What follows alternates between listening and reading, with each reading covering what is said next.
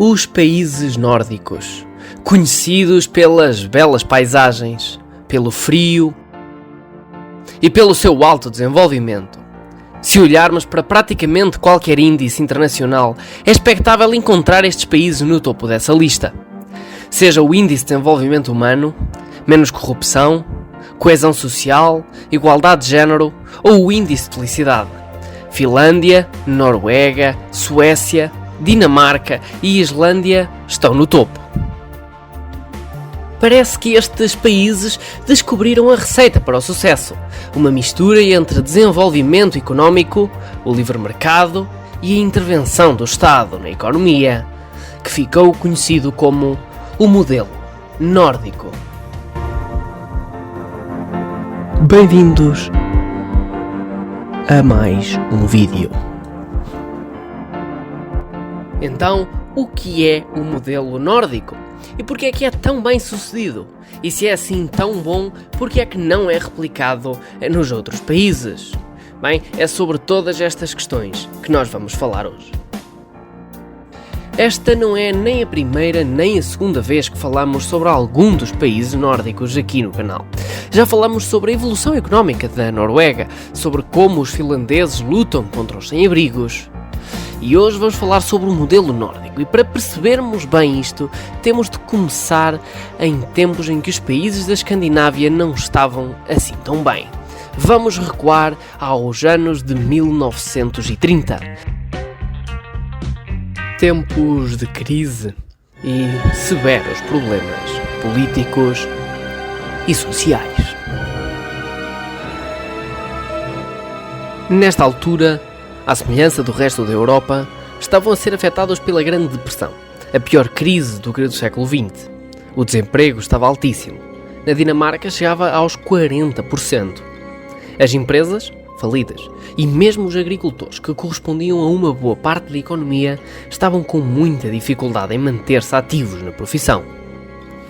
Também, à semelhança do resto da Europa, os tempos de crise fizeram com que os extremistas conseguissem capitalizar na insatisfação popular. Os grupos comunistas da Escandinávia tentavam mandar abaixo o sistema através da luta de classes, colocando as classes mais baixas contra as classes mais altas. Ao mesmo tempo, os fascistas tentavam atacar o próprio sentido da democracia, caracterizando-a como ineficaz e fraca. Para conseguir sair desta situação, os países nórdicos agiram todos de modo muito similar. Estas opções definiram o que seriam as próximas décadas. Decidiram que a melhor maneira de manter a sociedade unida era através de enormes investimentos públicos. Chegamos ao primeiro pilar do modelo, o Estado Social. Medidas pré-existentes como o subsídio de desemprego, pensões e reformas foram massivamente aumentadas. O objetivo era fazer com que as pessoas recuperassem o poder de compra e mantivessem, ou pelo menos não diminuíssem o consumo.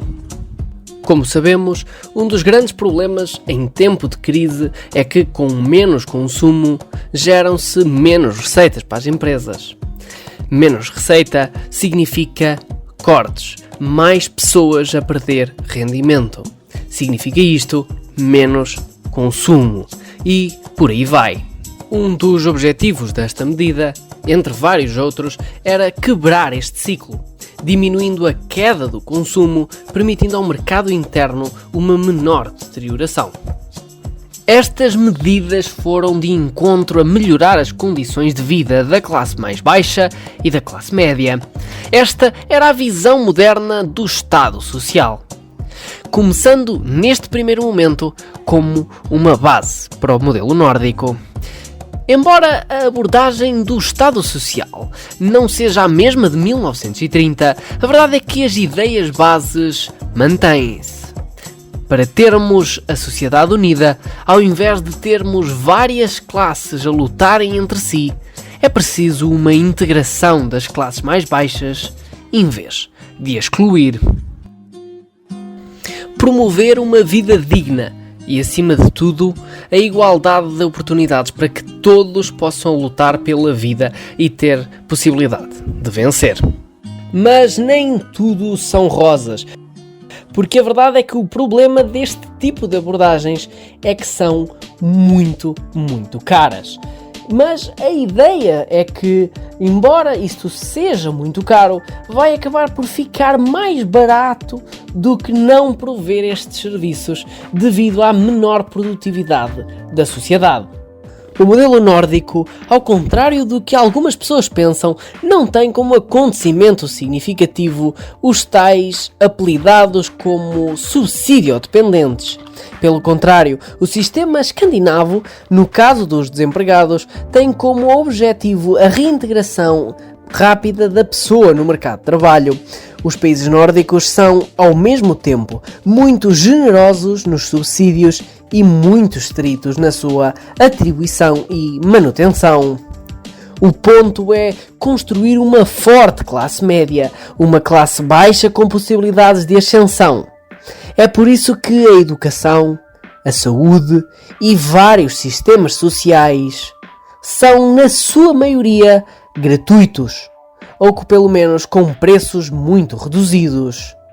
Mas, por mais bonito que tudo isto seja, o preço não é nada baixo, como já foi dito. A maioria destes países tem uma das maiores cargas fiscais do mundo. Na Dinamarca, a pessoa média paga 45% do seu rendimento em impostos.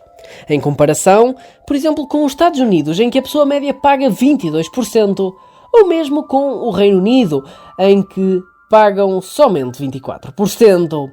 Estas taxas elevadíssimas acabam por trazer ao país uma maior redistribuição da riqueza, além, é claro, de uma maior fonte de financiamento do Estado Social, tornando, sim, muito difícil alguém viver em níveis extremos de pobreza. Mas tudo tem o seu outro lado, pois fica também muito difícil alguém conseguir ficar muito rico, pelo menos com o salário. Ainda assim, torna-se relativamente acessível estar no meio, estar na classe média. O modelo nórdico, do ponto de vista ideológico, cai entre o modelo de livre mercado capitalista, onde o Estado tem uma intervenção menor e o cidadão tem um papel mais independente, e o modelo totalitário comunista da União Soviética, em que o Estado detinha praticamente tudo e o cidadão tinha pouquíssima liberdade. Por isso é que, durante a Guerra Fria, o modelo nórdico ficou conhecido como o The Middle Way, ou o caminho do meio. Avançamos então para o segundo pilar, o compromisso. Na década de 1930, na Noruega, Suécia e Dinamarca, começavam a surgir uniões de empregadores e trabalhadores. Chegaram à conclusão que era preciso chegar a um compromisso para que todos ficassem contentes e se maximizasse a satisfação no trabalho e, ao mesmo tempo, a produtividade. Os empregadores comprometeram-se então a pagar salários decentes, condições de trabalho seguras e no máximo 10 horas por dia de trabalho para os trabalhadores. Os empregados comprometeram-se a não fazer greves ou protestos desde que estas reivindicações fossem mantidas. Ainda hoje, muito através dos sindicatos ou entidades similares, as condições de trabalho são negociadas diretamente entre os empregadores e os trabalhadores, sem qualquer intervenção do Estado. Esta é uma das razões pelo qual vários países nórdicos não têm um ordenado mínimo nacional estabelecido pelo governo. Ao mesmo tempo, um outro compromisso aconteceu, mas desta vez em uma outra área, na política. Em muitos dos países nórdicos, os partidos sociais-democratas têm dominado a política, mas estes chegam a acordos com outros partidos, seja com os partidos mais liberais, seja com os partidos mais socialistas. E não só para a aprovação das medidas, mas até para lhes dar mais legitimidade democrática com a aprovação dos vários representantes eleitos. Chegamos finalmente ao último pilar do modelo nórdico, o terceiro, os valores culturais da sociedade nórdica. No fundo, a confiança na competência do Estado na gestão dos recursos e nos outros membros da sociedade, assumindo que todos farão a sua parte. E a verdade é que é este pilar que acaba por dificultar a implementação deste modelo em outros países, porque em muitos países introduziram um sistema em que são precisos pagar elevadíssimos impostos e vai existir enormes gastos públicos, as pessoas não vão aceitar. Muito por não terem essa confiança na gestão correta dos recursos pelos seus governantes, tendo medo dos desvios ou da pura incompetência, ou mesmo por não querer ceder dos benefícios do seu trabalho árduo pelos impostos. Para os países nórdicos, pagar impostos não é uma obrigação legal, é uma obrigação moral e social. Claro que os países nórdicos não são perfeitos e têm os seus problemas. Na Suécia, por exemplo, enormes preocupações surgem por causa da imigração. Na Noruega, é acusada de hipocrisia ambiental por defender tantas medidas para o ambiente e manter a velocidade de extração de petróleo do seu território, sendo uma fonte de rendimento ainda significativa.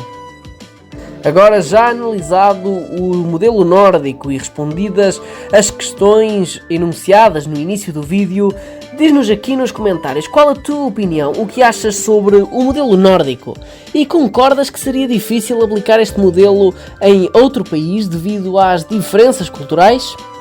Obrigado por teres visto este vídeo até aqui. Não te esqueças de deixar o gosto e de te inscrever para não perderes mais vídeos. Estamos sempre cá a publicar conteúdo sobre economia, política e sociedade. Muito obrigado pela inscrição, isso ajuda bastante e até ao próximo.